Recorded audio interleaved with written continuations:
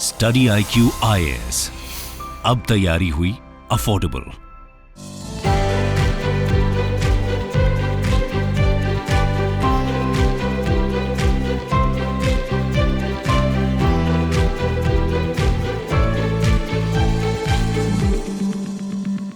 Hello students, welcome to the YouTube channel of study IQ। मेरा नाम नानकी भवेजा है।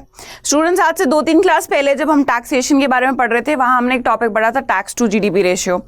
Tax to GDP ratio जब मैंने आपको दिया था तो मैंने वहां आपको एक मेन आंसर राइटिंग के लिए एक क्वेश्चन दिया था प्रैक्टिस के लिए, जिसके लिए मैंने आपको कहा था कि आप मुझे रात तक अपने आंसर सबमिट कर दीजिएगा एंड देन उसके ऊपर मैं आपको रिव्यूज दूंगी। कुछ मिस्टेक्स थी जो मुझे बहुत ज्यादा कॉमन लगी across all the students who have submitted copy to me. तो मेरे को लगा कि आई थिंक अभी भी आप समझ नहीं पा रहे हैं कि आंसर को किस तरीके से अप्रोच करना चाहिए। सो आज का जो हमारा वीडियो है, आज हम अपने किसी भी चैप्टर या टॉपिक को आगे नहीं बढ़ाएंगे। सबसे पहले आज हम उसी क्वेश्चन को लिखने की टेक्निक देखेंगे, क्योंकि अगर हमने बीच बीच में ये टेक्निक्स और ये नुआंसेस नहीं सीखे, ये चीज़ें इनकलकेट नहीं करी, ये स्किल सेट नहीं डेवलप किया मेंस से रिलेटेड, देन हमारे लिए काफ़ी डिफिकल्ट हो जाएगा। सारी किताब पढ़ के भी हम बिल्कुल बैक टू स्क्वायर वन या जीरो ही रहेंगे, बिकॉज जब तक आपको ये नहीं पता है कि आंसर को किस तरीके से प्रोड्यूस करना है अपनी आंसर शीट में, तब तक सारी पढ़ाई आपकी जो है ना ऑलमोस्ट बेकार है, एक साइड हो जाती है। So we'll quickly pick up that question, that is tax to GDP ratio वाला।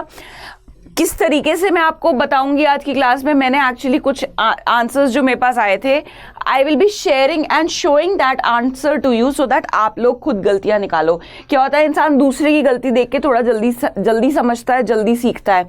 तो इसीलिए मैंने आज क्या किया है, आप देखोगे इस तरीके से मैंने दूसरे स्टूडेंट्स जो उन्होंने आंसर सबमिट किए थे उनकी कॉपीज में आपके साथ डिस्कस करूंगी विदाउट टेकिंग देयर नेम। कहीं आप ये सोचो मैम और हार्ट बीट बढ़ा लो कि मेरा नाम तो नहीं लेने वाले। Ma'am, I do not even remember कि किसने कौन से शीट सबमिट करी थी। All I am gonna do is कि आपके साथ इनकी जो मिस्टेक्स है वो मैं शेयर करूँ, so that you do not repeat those mistakes. Before going forward, study IQ का जो लाइव फाउंडेशन बैच है उसमें एडमिशन है, बहुत जल्दी क्लोज होने वाला है। अभी भी बच्चे मैसेज कर रहे हैं कि मैम हम 2024 अटेम्प्ट में अपीयर करेंगे, 2024 में अपीयर करेंगे, क्या this is the right time to start the preparation? Students, this is absolutely the right time. 2022 almost half से ज़्यादा पास हो चुका है, राइट? जून इज 6 months, उसके बाद it is starting almost end of August and starting of September. तो 2024 भी यूं आ जाएगा देखते देखते। There is so much to talk about, read about, there is essay, there is ethics, there is internal security, economy अपने आप में बहुत ज़्यादा वाइड है। सो 2024 के लिए आप ये मत सोचो कि आप बहुत ज़्यादा अर्ली हो, you are in the right time and right frame of time to start even for 2024. For those students who are asking for 2024, yes, you can also enroll for the batch for which the fees is 18,999. 900 plus hours of live classes होंगी, आपको पता है। Testimonials भी हम आपके साथ share करते रहते हैं हमारे टेलीग्राम ग्रुप पे कि बच्चों को रिस्पॉन्सेस कैसे लग रहे हैं, जो नोट्स शेयर हो रहे हैं, हैंड रिटन नोट्स, उनके बारे में अगर आप वो देखना चाहते हो, that is also posted on the Telegram group, also on the study IQ की वेबसाइट पे भी जाके देखोगे तो मिल जाएगा आप लोगों को। चले अब आज के हमारे क्वेश्चन स्टार्ट करते हैं, ठीक है? तो क्वेश्चन अगर आपको याद आ रहा हो, बहुत सारे स्टूडेंट्स जिन्होंने मुझे सबमिट नहीं किया था उनका तो क्या कहना, मैं कुछ नहीं कह सकती, बट जिन्होंने किया था स्पेशली ये क्लास उन्हीं के लिए, क्योंकि उन्होंने एफर्ट डाला। मैंने आपको हमेशा से बोला है आप एफर्ट डालो, मैं आपके साथ डबल एफर्ट डालने को तैयार हूँ। So the question read it like, India's tax to GDP ratio is low when compared to its counterpart. Explain the factors behind it and what can be done to improve it. मैंने आपको उस दिन भी question समझाया था कि जैसे ही क्वेश्चन आए, this habit, this exercise you have to develop, otherwise आप किस तरीके से ऑफ ट्रैक जा रहे हो वो भी मैं आपको बताऊंगी। क्या होता है जब मैं आपको बोलती हूँ, जब टीचर्स यहाँ समझा रहे होते हैं कुछ, उसका लॉजिक होता है। जब मैंने आपको बोला था क्वेश्चन को क्या करो, ब्रेक करो। फर्स्ट आपसे क्या पूछा है, आपको बताया है स्टेटमेंट कि भैया India tax to GDP ratio is low, तो आपको कहीं ना कहीं अपने आंसर में, इफ नॉट इन इंट्रोडक्शन, कहीं ना कहीं आपको इसको सब्सटैंशिएट करना है 2 से 3 लाइन में। Explain the factors behind it is you all have to tell that forms the demand 2 of the question. This is demand 1 of the question, and demand 3 is what can be done to rectify the situation or improve the situation. This is demand 3.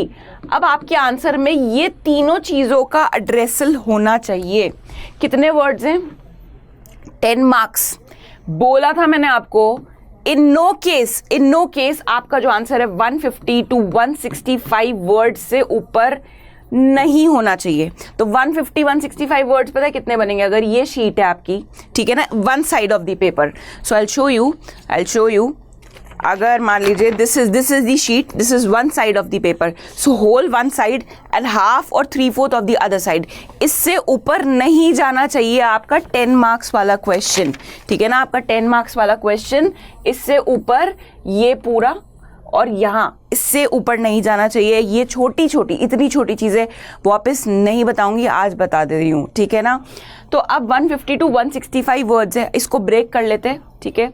मैंने बोला था 30 to 35 words में आपका introduction, फिर उसके बाद आपकी body आएगी नेक्स्ट 60 to 70 वर्ड्स में, एंड उसके बाद आपका कंक्लूजन जो होगा that is also for with in 30 to 40 words. तो ये आपका स्ट्रक्चर होना चाहिए। अब आपको देखना है आप कहाँ जगह बचा सकते हो, आप इसमें सेव कर सकते हो कि किस में सेव कर सकते हो, बट आपको कोशिश करनी है अपने वर्ड्स को सेव करने की, क्योंकि अगर आपने यही चीज़ सब्सटैंशिएट, आपने बॉडी अगर सब्सटैंशिएट नहीं करी ना, फिर आप क्या कर लोगे बताओ। जो पूछा है main demand of the question क्या है, बताना है कि फैक्टर्स क्या है and what can be done to improve that. Main demand of the question ये नहीं है समझाना। आप लोग क्या करते हो, इसी के पीछे पड़ जाते हो, पहले इसी को समझाने में कम से कम 8 से 9 लाइन वेस्ट। आप कहोगे नहीं मैम हमने नहीं किया, अभी मैं आपके साथ कॉपीज शेयर करने वाली हूँ, आपको दिखाने वाली हूँ कि क्या कर रहे हो आप लोग, कि 8 to 9 लाइन्स इसमें वेस्ट कर दोगे तो बाकी फिर कैसे लिखोगे, राइट। चलिए, so we talk about introduction. तो अब मैम इंट्रोडक्शन कैसे लिखे, अरे उन्होंने ऑलरेडी इंट्रोडक्शन के लिए मसाला दिया है, आपको सिर्फ इसमें बताना है yes India's tax to GDP ratio is low. चलो ठीक है, मैं बाद में बताऊंगी। लेट्स सी स्टूडेंट्स ने क्या किया है। तो स्टूडेंट्स ने देखो क्या पूछा है, India's tax to GDP ratio is low. एक स्टूडेंट ने ये देखो, मैं पढ़ के बता देती हूँ अगर आपको विजिबल नहीं है, क्योंकि थोड़ा आई थिंक इट्स हेजी।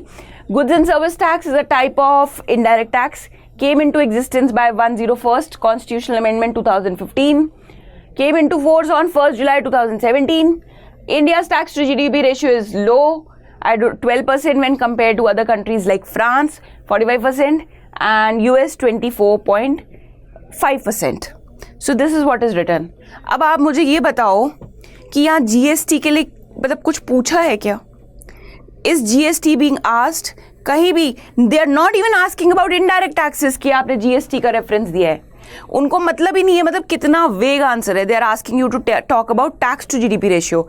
आपसे ना इनडायरेक्ट टैक्सेस की बात कर रहे हैं, ना आपसे गुड्स एंड सर्विस टैक्स की बात कर रहे हैं। What they are asking you to substantiate is कि हमें बता दो, और अगर नहीं भी है तो लिख दो कि भाई नो ऐसा नहीं है, कि no it is not there, tax to GDP ratio is far better than the other countries. हाँ या ना लिखो ना, जीएसटी क्यों आ गया। So first thing to learn कि do not write what is not asked, please write वो लिखिए जो आपसे पूछा जा रहा है, वो मत लिखिए जो आपसे नहीं पूछा जा रहा, ठीक है। एक मिस्टेक और दिखाती हूँ, चलिए अब ये देखो, पढ़ते हैं इसको जूम इन करती हूँ ताकि आप लोगों को ना थोड़ा अच्छे से दिखे। आई रियली वुड वांट कि आप लोग इन मिस्टेक्स से लर्न करो। So I'll read it out for you. Tax to GDP ratio is the total government tax collection to the GDP of the nation. It is an important socio-economic indicator and financing government expenditure. ठीक है. India's current tax to GDP ratio is 11.2%. The ratio is low as compared to other world countries. For example, India's overall tax to GDP in 2017-18, क्यों आपके पास अभी का data नहीं है, 5 साल पुराना डेटा कोट कर रहे हो। डू नॉट कोट आज से 5 साल पुराना, भैया 1-2 साल पुराना डेटा समझ आता है, but not 5 years ago data. Ancient age का डेटा नहीं देना है हमको, economy is changing every single day. आप 5 साल पे we can not afford to do that. चलिए, so India's tax to GDP ratio in FY 2017-18 was 17.34%। Centre and state combined as compare to OECD। तो अब एक बार थोड़ा से वर्ड्स काउंट कर लेते हैं, 1 2 3 4 5 6 7 8 approx 7 words in a line, 1 2 3 4 5 6 7 8 9, 7 9s are 63, 63 words तो आपने यही यूज़ कर दिए। 63 वर्ड्स तो मैंने आपको किसके लिए एलोकेट किए थे? 60 to 70 वर्ड्स में तो बॉडी सब्सटैंशिएट करनी थी। अगर आपने 60 वर्ड यहीं एग्जॉस्ट कर दिए तो बॉडी किस तरीके से लिखोगे? आप नहीं लिख पाओगे। चले उस आंसर पे वापस। तो अब लिखा ठीक है, लेकिन इतना स्पेस ही नहीं है हमारे पास। आपको आंसर कैसे स्टार्ट करना है अब मैं आपको बताती हूँ। India's tax to GDP ratio is low when compare to other counterparts. Now this line will form your introduction, क्योंकि बिकॉज ये नहीं, सीधा फैक्ट लिखो। कैसे लिखेंगे हम? आप लिखोगे, I am talking about the introduction, ठीक है। Word limit is 30 to 35 words, ठीक है। इंडिया या तो आप यस से स्टार्ट कर सकते हो। India's tax to GDP ratio is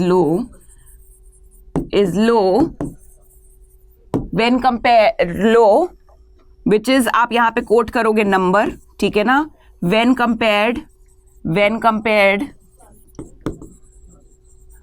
with, आप 2 या 3 कंट्रीज का नाम ले दो और सीधा जंप कर जाओगे। Following are the reasons behind it, ठीक है। तो इससे क्या हुआ? अब आप ये देख लो, ये देखो, अब आपका क्या इंट्रोडक्शन जो पूछा था वो सब्सटैंशिएट हो गया। आपको इंट्रोडक्शन मिल गया लिखने के लिए, ठीक है। That is sorted. वर्ड्स कितने यूज हुए? इंडिया 1 2 3 4 5 6 7 8 9 10 11 12, just 12 words में I have started the answer. I have provided the connecting link also कि भैया India's tax to GDP ratio is this and it is low when compared to its counterpart. 2 countries का example दे दो। Following are the reasons that contribute to it. Following are the reasons responsible for it. अरे 30 word भी touch नहीं करेंगे आपके दिमाग में अगर क्लैरिटी हो तो हो गया ना। आपने दूसरा पार्ट जो second part of the question है, second part of the question जो हमें सब्सटैंशिएट करना है, एक्सप्लेन दी फैक्टर्स कंट्रीब्यूटिंग और फैक्टर्स बिहाइंड इट, तो उसके लिए भी आपने कंटेक्स्ट सेट कर दिया। कितना बढ़िया फ्लो है, देखो कंटेक्स्ट सेटिंग हो गई नेक्स्ट वाले की, भैया लो है and following are the factors, now will talk about the factors, ठीक है। चलो, तो इस तरीके से आपका इंट्रोडक्शन होना चाहिए। स्टूडेंट्स, ये जो चीज़ें बता रही हूँ ना, इन्हें गांठ बांध लेना अपने साथ, गांठ बांध लेना। अगर जितनी जल्दी गांठ बांध लोगे उतना ज़्यादा सुखी रहोगे, वरना जूझते रहोगे। आप क्या करते हो? वीडियोस देखते हो, सारी बातें सुनते हो, आप बिल्कुल एकदम मैम हमने आपकी सारी बात सुनते हैं, we like how you teach, but you don't inculcate what I teach. मेरी टीचिंग को लाइक करने से जिंदगी नहीं बदलेगी। You have to absorb what I am saying, you have to inculcate what I am saying. Like, love, I follow you, मैं आपका fan follower हूँ, मैं आपको बहुत पसंद करता हूँ बिकॉज आपकी टीचिंग मुझे समझ आती है तो उसको कॉपी में उतारो ना। क्यों अपने साथ ऐसे कर रहे हो? नहीं निकालना क्या पेपर एक बार में? उस दिन मैंने जब क्वेश्चन दिया था, I remember that time also I discuss the structure of the answer, उसके बाद भी गलत आए हैं। जीएसटी लिख के भेज रहे हो आप मुझको। चलो ठीक है, डांटना मेरा फ़र्ज़ है, डांट दिया मैंने, बट डेफिनेटली आप लोगों के भलाई के लिए डांटा है, ठीक है। आप इन चीज़ों को जितनी जल्दी समझ जाओगे तो अच्छा होगा। चलो, so we are talking about the body, now हमारा डिमांड 1 स्टैंड सब्सटैंशिएटेड। अब हम चलते हैं explain the factors behind it, ठीक है। अब हमारे को फैक्टर्स पे चलना है। फैक्टर्स हमने पढ़े थे, let's see what students have given to me. Factors देखो, चलो ये देखिए, फैक्टर्स की बात करें तो फैक्टर्स हमें सबको पता है, ठीक है। फैक्टर्स हमें सबको पता है, स्टूडेंट को भी पता है, बिल्कुल अच्छे से पता है, कोई गलत पॉइंट नहीं लिखा है, बिल्कुल सारे पॉइंट सही लिखे हैं। Constitutional assignment of taxes, high contribution of primary sector, large pressure of informal sector. Now why there is pressure? कोई pressure थोड़ी डाल रहा है। large presence, this should be not pressure. I assume कि ये presence लिखा होना चाहिए था, but उन्होंने लिखा है large presence of informal sector होना चाहिए, but उन्होंने pressure लिखा है। high contribution नहीं है भैया, high contribution नहीं है, do not change the meaning of the sentence. high contribution, अच्छा चलो, we'll get into the content later कि क्या लिखा है क्या नहीं। सबसे पहले मुझे गलती बताओ। I told you body should be substantiated between 60 to 70 words. अब आप मुझे बताओ 3 पॉइंट्स ये अभी खत्म हुए हैं और ये 4th 5th 6th, ये देखो 4th 5th 6th मैंने बोलता ना factors that are leading to low GDP ratio, ठीक है ना। तो अब आप ये देखो 6 पॉइंट ये हो गए और 3 पॉइंट पीछे हो गए और 3 पॉइंट ये रहे। और सेंटेंस देखो आप, तो ये 100 वर्ड्स, तो ये सिर्फ इतना सा हो गया, कर गया ना वर्ड लिमिट एक्सीड। अरे मैंने आपको क्या समझाया था उस दिन भी, डायग्राम बनाओ ऐसे भाई फैक्टर्स, भाई at present India's GDP ratio is around 12% while Denmark is this, following are the factors responsible for low tax to GDP ratio. ये फैक्टर्स का ये बनाया डब्बा और 5 फैक्टर्स चिपका दिए। आप 10 मार्कर क्वेश्चन में आई एम टेलिंग यू 4 ढंग के पॉइंट भी लिखा होगे ना, सिर्फ 4 पॉइंट कहाँ पे, एक पार्ट को सब्सटैंशिएट करने के लिए, you are good to go. Number आ रहे हैं, एग्जामिनर को क्लैरिटी ऑफ थॉट देखना है। आपके दिमाग में क्लैरिटी नहीं है इसलिए तो इतना लंबा लंबा सेंटेंस लिखे जा रहे हो। अरे ये ग्रेजुएशन के पेपर नहीं है बाबा, ग्रेजुएशन के पेपर्स में आपको लिखने होते थे पेपर पन्ने भरने, यहाँ हमें पन्ने नहीं भरने हैं। तो फैक्टर्स देखो, मेरे को इतना बुरा लग रहा था अपने देख के कि गियरिंग अप फॉर मेंस करा दिया मैंने, मेंस 100 सीरीज करा दी, वहाँ भी मैंने आंसर राइटिंग डिस्कस करी है, उसके बाद और क्वेश्चन देने के बाद भी मैंने आंसर डिस्कस किया, उसके बाद भी आप लोग एक ही मिस्टेक के पीछे पड़े हुए हो। आपको क्या करना है, factors, what you can do is to make your answer look less, बल्कि एक पार्ट ऑफ द आंसर को आप ये पिक्टोग्राफ, डायग्राम, स्कीमेटिक से समझा सकते हो, दूसरे पार्ट में आप पूरे सेंटेंसेस लिख सकते हो, ठीक है। Now talking about the factors, ठीक है। अब फैक्टर्स ये ऐसे बॉक्स बनाया और 5 फैक्टर्स लिख दिए भैया, large presence of informal sector, tax exemption, unresolve tax dispute, low per capita income, dominance of agriculture sector. ये पांचों के पांचों पॉइंट मैंने पढ़ाए थे क्लास में, उसको बस ये बना के लिखना था and you are good to go, कुछ और दिमाग लगाना ही नहीं था। तो एक फ़ायदा क्या होता है डायग्राम बनाने में, इसमें ये होता है कि otherwise I will tell you, अगर आपको ये क्रोनोलॉजिकल ऑर्डर में लिखना होता है ना, तो वहाँ पे आपको ये ध्यान देना होगा कि सबसे इंपॉर्टेंट पॉइंट फर्स्ट होना चाहिए, फिर नेक्स्ट इंपॉर्टेंट एंड द ऐसे जाएगा, ठीक है ना। The most important point should come first. तो अब उस टाइम हमारे पास टाइम नहीं होता डिसाइड करने का कि भाई कौन सा पॉइंट सबसे ज़्यादा इंपॉर्टेंट है, फिर उससे लीस्ट इंपॉर्टेंट, फिर उससे least important. But when you use such things, जब आपने फैक्टर्स, अब हम इसमें कर ही नहीं सकते distinguish which factor is important, सारे फैक्टर्स आर इंपॉर्टेंट, सारे फैक्टर्स एग्जामिनर खुद पढ़ लेगा। उसमें क्या होगा, क्रोनोलॉजिकल सीक्वेंस पे लिखने से ये नुकसान होता है कि उसका ध्यान सबसे पहले फर्स्ट पॉइंट पर जाएगा, because that is how it is, first point पहले है। तो उस पर अगर वहाँ पे बिल्कुल आड़ा टेढ़ा पॉइंट या you are beating around the bush in the first point या second point, your number is gone, वो नहीं जाएगा 3rd 4th 5th तक। आपके फर्स्ट सेकंड थर्ड पॉइंट देख के ही वो आपको आंसर दे देगा। तो ये छोटी छोटी चीज़ें हैं, ये मन बनाई हुई चीज़ें नहीं है। That is what takes place, that is what happen. आप अपने आपको मैं कोई कॉपी चेक, आपको मैं ये दूँ आंसर चेक करने के लिए, तो आपका ध्यान कैसे जाएगा, आप स्टेप बाय स्टेप, आप फर्स्ट और सेकंड पॉइंट ही गलत आ रहा है, आप क्या इरिटेट हो गया, अरे क्या लिखा है यार इसको, तो आप वही इंप्रेशन बना लोगे अपना। जैसे ही आपने इंप्रेशन बना लिया कि भाई ये तो नहीं, ये तो डब्बा गोल है इस बच्चे का, आप चाहे उसने आगे कितना भी अच्छा लिखा हो, आपका नंबर में बायसनेस आएगी। तो हमेशा मौका ही नहीं देना है वहाँ एग्जामिनर को, इसलिए इतना एफर्ट डाल के मैं आपको बार बार चीख के बता रही हूँ कि भाई समझ जाओ, पढ़ लो, अभी चीज़ों को समझ लो, ठीक है। तो आप क्या कर सकते हो, one part of the answer you can substantiate by showing a diagram. अब हमने फैक्टर्स देखे थे, फैक्टर्स मैंने ये 5 बताए थे, उसके बाद भी बच्चों ने पता नहीं बहुत आगे पीछे फैक्टर्स लिखे। अरे जब मैं पढ़ा रही हूँ क्लास में, इसको लिखने में क्या दिक्कत है, या तो कोई बहुत ढंग का पॉइंट रिसर्च करो, कोई मना नहीं है, जाओ एडिटोरियल्स पढ़ो, रिसर्च करो, बल्कि मुझे पॉइंट्स मिलेंगे। I more than welcome such thoughts and such efforts. But अगर एफर्ट नहीं करना है तो जो मैंने पढ़ाया है उसको डाल दो। Also at the same time what you have to do is, while मैंने क्या बोला, अगर क्रोनोलॉजिकल ऑर्डर में लिख रहे हो, क्रोनोलॉजी फॉलो कर रहे हो, the most important should come first, most important and the least important is the last one. Also at the same time 4 से 5, बस 4 से 5 भी लिख दिए 10 मार्कर में, you are good to go, ठीक है। चलो अब हम चलते हैं next part of the question, that is demand 3। So the demand 3 of the question क्या बोल रहा है, What can be done to improve the situation? नहीं, ठीक है। अब आपने लिखा following factors contribute, if following steps are taken the situation can be improved. Connecting link set हो गया भाई, 2 पैराग्राफ्स है डिमांड 2 और डिमांड 3 में जरूरी नहीं होगा एक तो आपको हर बार कोई कनेक्टिंग लिंक मिलेगा। अगर आपको कनेक्टिंग लिंक मिल रहा है तो मतलब 1-2 लाइन आप बीच में लिख सकते हो to set the flow of the answer.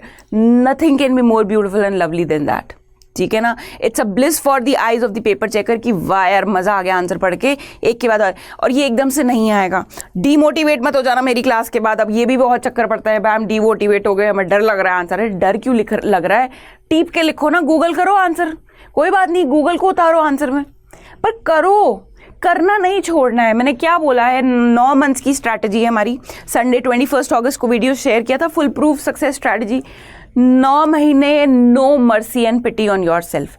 टांग दर्द हो रही है, अब नहीं हो रहा है, मतलब डीमोटिवेशन हो, मुझे नहीं पता डीमोटिवेशन आएगा मेरा उसके बाद, प्रीलिम्स के बाद, उससे पहले मुझे सोचना ही नहीं है। अरे 9 महीने तबीयत से एफर्ट तो डाल के देखो, 9 महीने एफर्ट डाल के तो देखो, फिर अगर नहीं होता तो डीमोटिवेट होना ना। पहले ही डीमोटिवेशन, 2 दिन पढ़े नहीं और डीमोटिवेशन हो जाता है तुम सबको, ठीक है। चलिए, सो डिमांड 2 एंड डिमांड 3 में you are setting a connecting link. We following the factors, now following are the steps that can be taken to improve the situation. चलो अब ये भी दिखाती हूँ मैं आपको इसमें क्या बच्चों ने कमाल दिखाया है। अब आप डिमांड 3 ऑफ द क्वेश्चन देखो कैसे सब्सटैंशिएट किया है, बिल्कुल क्रिस्प पॉइंट्स। बार बार बोलती हूँ इतने लंबे सेंटेंसेस क्यों दिखाने हैं, क्यों लिखने हैं, टाइम कहाँ है, स्पेस कहाँ है। Since majority of the people are engaged in agriculture sector, agriculture income is not taxable, it's high time now for the government to think and make some rules। अरे यहाँ क्यों बताना है, ये वे फॉरवर्ड में बताना ना, सिर्फ यहाँ पे लिख दो प्रेजेंस ऑफ एग्रीकल्चर या large presence of agriculture sector. Around 93% of population works in informal sector, and since there is no taxation, there is I do not know what is affecting some tax to GDP ratio. So we need to engage people in informal sector. Income plays very crucial role to. ये कितने words हो गए अपने आप में? 1 2 3 4 5 6 7 8 9 1 2 3 4 5 6 7 8 9 10 11 कितने हो गए? 99 वर्ड्स। चलो कट शॉर्ट कर दो, 90 वर्ड्स आप सिर्फ इसमें यूज़ कर रहे हो। क्या कर रहे हो आप? 60-70 में तो मुझे आंसर खत्म करना था पूरा, 90 वर्ड्स आपने यहीं खा गए। क्या किया ये आपने? एक अच्छी बात क्या हुई थी इस आंसर में, यहाँ वर्ड्स बचाए थे, but that doesn't mean, that literally doesn't mean कि आप यहाँ आंसर लंबे कर दोगे, सेंटेंस लंबे कर दोगे। आपका जो आंसर होना चाहिए उसमें पॉइंट्स होने चाहिए ऐसे। आई डू नॉट नो किसने लिखा है आंसर। अगर आप वीडियो देख रहे हैं आप अपनी कॉपी बेहतर तरीके से पहचान पाएंगे। So that is how you have to write. So measures that can be taken to improve the performance, need for effective dispute resolution. तो जस्ट ये देखो ना पॉइंट, मतलब मेरे को पता है मुझे कहाँ ध्यान देना है। Bring India's informal sector under the formal sector. Job creation करो, क्योंकि जॉब क्रिएशन होगा तो उससे क्या होगा, वेजेस क्रिएट होगी, सैलरीज उसमें से, मतलब what you are doing is you are increasing the basically per capita income. और पर कैपिटा इनकम इंक्रीज करने के लिए what you have to do is you have to create jobs, ठीक है ना। And curbing black money problem. Underline करना है कि जहां आप चाहते हो एग्जामिनर का अटेंशन, एग्जामिनर का फोकस, आपको वो चीज़ अंडरलाइन करनी ही करनी है ब्लैक पेन से, ठीक है ना। If not black pen at least pencil से। The colour should change. अलग अलग सतरंगी पेन मत ले जाना, एक आधा मतलब पेंसिल ले जाना और उससे अंडरलाइन फट फट फट फट फट करना है। लिखोगे नहीं, ये नहीं आएगा, फिर गलती करोगे, ठीक है। चलते हैं अपन कंक्लूजन पे, ठीक है। अब मैम कंक्लूड कैसे करना है, ठीक है, कंक्लूड कैसे करना है। अब ये सारी चीज़ें लिख दी, तीनों डिमांड 1 2 and 3 हैज स्टैंड सब्सटैंशिएटेड। आप भी अगली बार से जब भी मैं आपको क्वेश्चन दूंगी आप क्वेश्चन को ब्रेक करोगे कि डिमांड 1 मेरी एड्रेस हो गई है, चलो डिमांड 2 पे वो हो गई, अब डिमांड 3 पे, सो दैट जो पूछा है वो तो बता के आ रहे हो ना, उसके बाद आगे पीछे जो मर्जी लिखते रहना। अब चलते हैं, बात करते हैं हम कंक्लूजन की। कंक्लूड करने के 2 तरीके होते हैं। Conclusion, there is no one perfect way of concluding. एक रामबाण तरीका, कुछ नहीं आ रहा है, कुछ समझ नहीं आ रहा है तो मेजर्स लिख दो। What measures have been taken by the government so far? कोई उसमें प्रोग्राम होगा, कोई स्कीम या गवर्नमेंट इनिशिएटिव होगा, तो ये सब लिख दो। Programme, scheme and government initiative. तो इससे क्या लगेगा, एग्जामिनर को फील आएगी कि भैया बच्चे को पता है, अवेयर है, जनरली अवेयर। जो GS पेपर जो ये आपके हैं, बच्चे को पता है कि क्या चल रहा है मार्केट में, क्या क्या गवर्नमेंट स्कीम्स एंड मेजर्स लाई है। ये तब है जब आपको कुछ समझ नहीं आ रहा है, ठीक है ना। The other way round could be, एक ऐसा डायमेंशन जो आंसर में अभी तक हमने नहीं लिखा, ठीक है ना। दैट इज, जैसे कि मान लो इस पर्टिकुलर अगर आंसर की बात करें तो वहां पूछा था factors contributing to low tax to GDP ratio and the steps that could be taken to improve. Implications के बारे में कहीं नहीं पूछा था। तो आप अपना आंसर किस तरीके से कंक्लूड कर सकते हो, you can talk about implications. अगर tax to GDP ratio of the country ऐसा ही रहा, so it will lead to following 3 points, ठीक है ना। So if the tax to GDP ratio remain this low और if this level of tax to GDP ratio sustained, then following will be the implications like crowding out effect, crowding out effect होगा, ठीक है। फिर less expenditure on welfare of the country. तो आप इस तरीके से एक नई डायमेंशन से आप कंक्लूड कर सकते हो। और अगर नहीं आ रही है वो नई डायमेंशन, ये है हमारा अपनी सेविंग ग्रेस, इज्जत बचाने का तरीका कि गवर्नमेंट ने अगर कोई स्टेप्स लिए, following steps have been taken by the government in order to improve the tax collection of the country और in order to expand the tax base of the country. ये तरीके होते हैं। और अभी भी मैं कह रही हूँ घबराना नहीं है, बिल्कुल नहीं घबराना है। आ जाएगा आंसर लिखना। द मोर यू राइट आप उतना, आज आप ऐसे करना, ये आंसर लिखा था, लिखते जाओ, आंसर लिखते जाओ। 1 महीने बाद खुद को देखना, या जब भी आप आंसर राइटिंग प्रैक्टिस स्टार्ट करोगे, 10 आंसर लिख लोगे ना, आप 11वें आंसर में कहोगे हाँ यार मैं फर्स्ट आंसर क्या लिखा था, and look how I have improved. I am vouching for that, I am here. आपका अगर 11th आंसर में भी यही हाल हुआ ना, ऐसा पहले तो बात होएगा ही नहीं अगर आपने ये चीज़ें करी। अदरवाइज मैं बैठी हूँ, आपकी फैकल्टीज बैठी है हेल्प के लिए, and then you can contact me, ठीक है ना। अब आप पूछोगे मैम आपने जिम्मेदारी तो उठा ली, अब कॉन्टैक्ट कहाँ करना है आपको? कॉन्टैक्ट आपको मुझको करना है मेरे इंस्टाग्राम पे विच इज़ आइदर नानकी_B22 या मेरे टेलीग्राम पे which is economics with Nanaki, ठीक है। जब तक लिखते रहिए। जो डाटा है अगर ज़्यादा किसी को लग गया है तो कोई बात नहीं, आपकी भलाई के लिए डाटा है। So till the time we meet next, stay tuned and all the best. Study IQ IAS, अब तैयारी हुई अफोर्डेबल।